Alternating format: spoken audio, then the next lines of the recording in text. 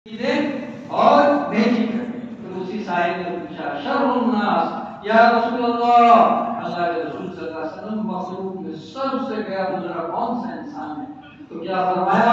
اس کا خلاصہ مفہوم ہے اللہ جس کو لمبی زندگی دے اور خراب زندگی گزارے، پوری زندگی گزارے۔ تو اللہ نے زندگی دی ہے، اس کی قیمت کو وصول کیجیے۔ ہاں کئی سمندانا نفسہ وعمل لما بعد الموت، عقل مند کون ہے، سمجھدار کون ہے جو دنیا میں اپنے نفس پہ قابو پائے اور مرنے کے بعد جو زندگی آنے والی ہے اس کی دنیا میں تیاری کر لے۔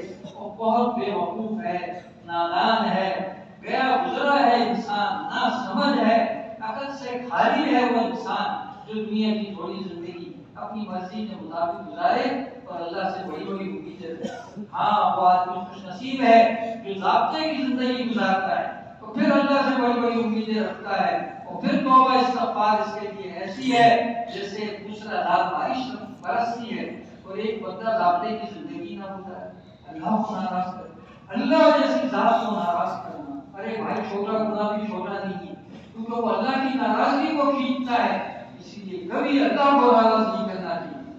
اللہ بہت بڑی قدرت والا ہے، ایک اللہ راضی ہے ہمارے سارے کام ہو جائیں گے، اور ایک اللہ اگر ہم سے راضی نہیں ہے آپ یقین کیجیے ہمارا کوئی کام نہیں ہوگا، ساری مخلوق بھی ہم سے ناراض ہو جائے گی، اور اللہ راضی ہے تو ساری مخلوق کو بھی وہ راضی کر دے گا۔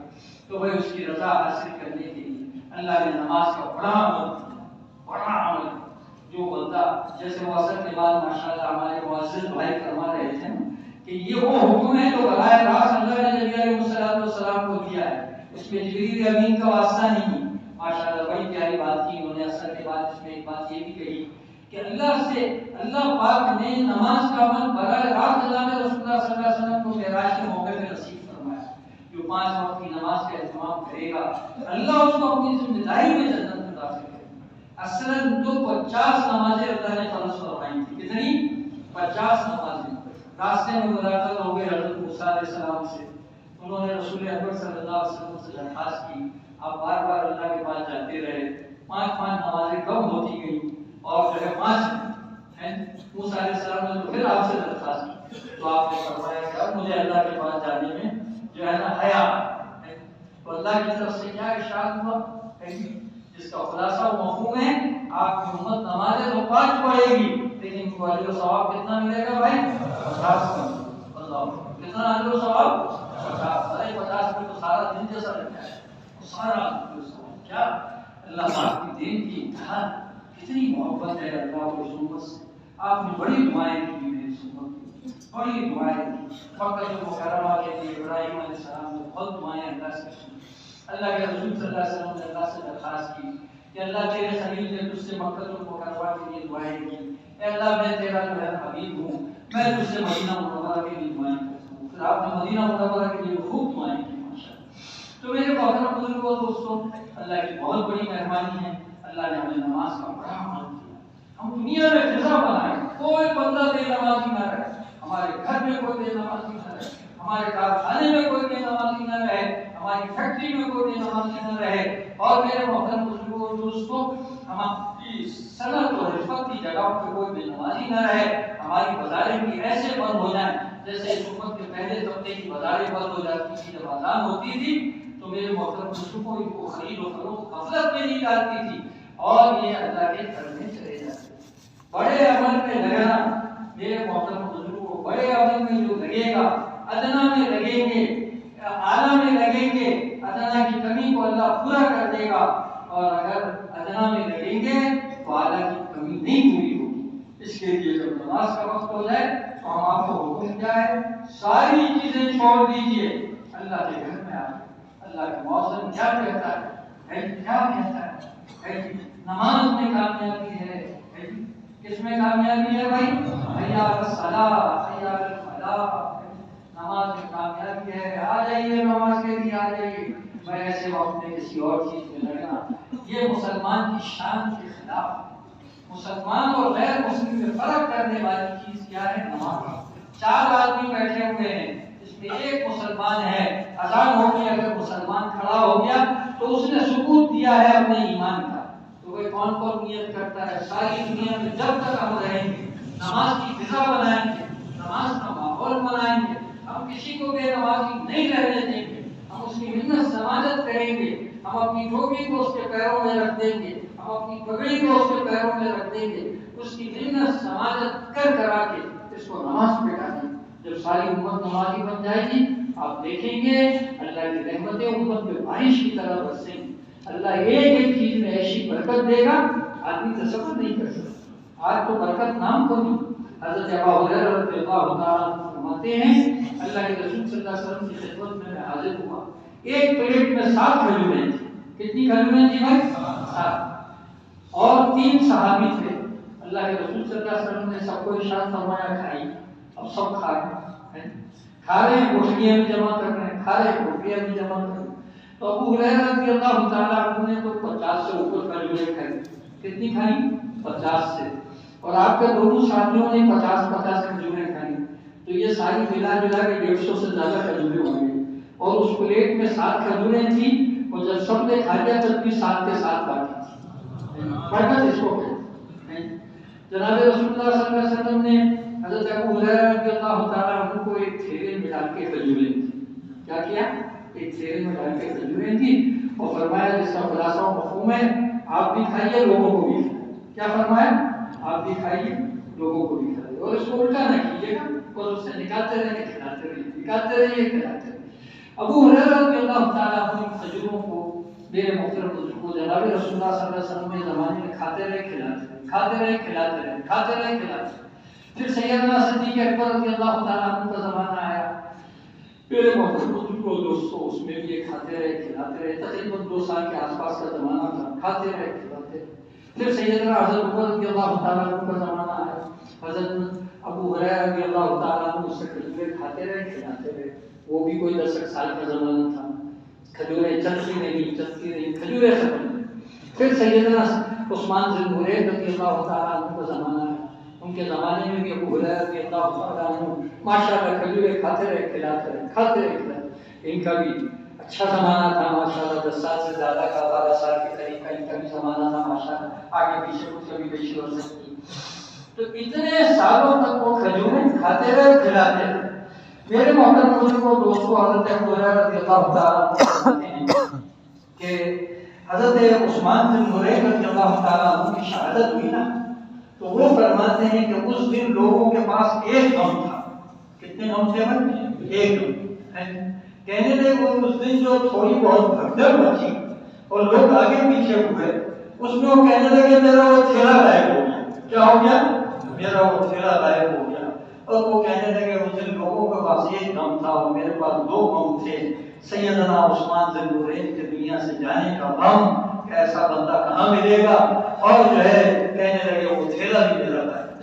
تو میرے محترم بزرگوں ایسی برکتوں کا زمانہ، اگر نمازوں کا اہتمام ہو برکتیں ہی برکتیں آئیں گی۔ پھر گہوں کا ایک دانہ تھا نا میرے محترم بزرگوں، وہ اتنا بڑا ہوتا تھا جتنی جو ہے نا بڑی کھجور کی گٹھلی ہوتی۔ ہاں اللہ ایسی برکت دے گا انشاءاللہ، رحمتیں آئیں گی، کرم کی بارشیں آئیں گی۔ اور اللہ پاک جو ہے میرے محترم بزرگوں، آج آدمی کہتا ہے نا کہ پورا نہیں پڑھ رہا ہے، اللہ ایسی برکت دے گا، جو ملے گا اسی میں برکت، جو ملے گا اسی میں برکت۔ اللہ پاک ایسے کام عالم کے مٹی کو بنائے گا کہ آدمی سوچ نہیں سکتا۔ پھر اللہ قبر کے مسئلے کو حل کرے گا۔ آدم علیہ السلام کے زمانے سے لے کر لوگ قبروں میں جا رہے ہیں، کیوں بھائی؟ ایسا ہی ہے نا، کوئی واپس آئے آپ میں سے کسی نے ایک آدمی سے ملا تو قبر سے واپس آیا ہو، کیوں بھائی؟ کسی نے ملا ہے تو اپنی زیارت کرا۔ ہمیں تو آج تک کوئی آدمی نہ کوئی قیامت تک واپس آئے، سب قبروں میں جا کر ہم آپ بھی جائیں گے، پھر پتہ نہیں کتنے سال وہاں رہیں گے، مستقل وہاں رہنا پڑے گا۔ اور وہ قبر نیک آدمی کے لیے جنت کا باب ہے۔ کیا ہے بھائی؟ جنت کا باب۔ اللہ اکبر اللہ اکبر۔ کہتے ہیں کہ جنتی آدمی کے لیے قبر میں میرے محترم بزرگوں جو ہے نا جنت کی کھڑکیاں کھل جائیں گی۔ اللہ اکبر۔ اور صبح شام اس کو جنت کا ملنے والا ٹھکانہ دکھایا جائے گا، اور اس ٹھکانے کو دیکھ کے وہ اللہ سے دعا کرے گا کہ اللہ تو جنت کو دے، اللہ تو قیامت کو جلدی قائم کر دے۔ حالانکہ بہت سکھی ہوگا قبر میں، بہت چین سے ہوگا، بہت اطمینان سے ہوگا، بہت خوش ہوگا، لیکن وہ ایک ہی دعا کرے گا کہ اللہ تو قیامت کو جلدی قائم کر دے، کیونکہ اس کو پتا ہے کہ پھر اس کو بہت کچھ ملنے والا ہے۔ تو میرے محترم بزرگوں جو نمازوں کا اہتمام کرے گا اللہ اس کی قبر کو کیا کریں گے؟ جنت کا باغ بنائیں گے۔ اور میرے محترم بزرگوں جو اس بات کی فکر کرے کہ ساری دنیا میں منتہے دنیا تک ہر آدمی ہر ایمان والا نماز پڑھنے والا بن جائے، اللہ اس کو کیا دے گا؟ تو سب نے نیت کر لی ہے نا انشاءاللہ، کوئی بے نمازی نہیں چھوڑنا ہے دنیا میں، ہر ایک کی منت سماجت کرنی ہے۔ خوش نصیب ہے وہ آدمی جس کی پیشانی اللہ کے سامنے جھکے، خوش نصیب ہے وہ انسان جس کی پیشانی، جس کا کان، جس کے ہاتھ، جس کے پیر اللہ کے سامنے جھکیں اور اللہ دیکھ کے اس کو خوش ہو جائے۔ سمجھانے کے لیے بتایا اللہ اکبر اللہ اکبر اللہ اکبر، سجدہ کرنے والا ایسا ہے جیسا کہ وہ اللہ جل جلالہ والہ کے قدموں میں اپنے سر پر آدمی تصور کر سکتا ہے اللہ کی ذات بڑا بڑا ہے بھائی، اس کے ہاتھ پیر نہیں ہے۔ آدم کے بیٹے کو سمجھانے کے لیے اس نے کہا ہے وہ تو بڑا ہے، وہ تو نور ہی نور ہے، وہ تو کسی کے ادراک میں نہیں آ سکتا۔ انشاءاللہ ہم سب کو اللہ جنت میں پہنچائے گا، ہم سب اپنی انہی آنکھوں سے اللہ کی زیارت کریں گے۔ اللہ وہاں ایسی آنکھیں دے گا جس سے آدم کا بیٹا اللہ کی زیارت کرے۔ اللہ اکبر اللہ اکبر۔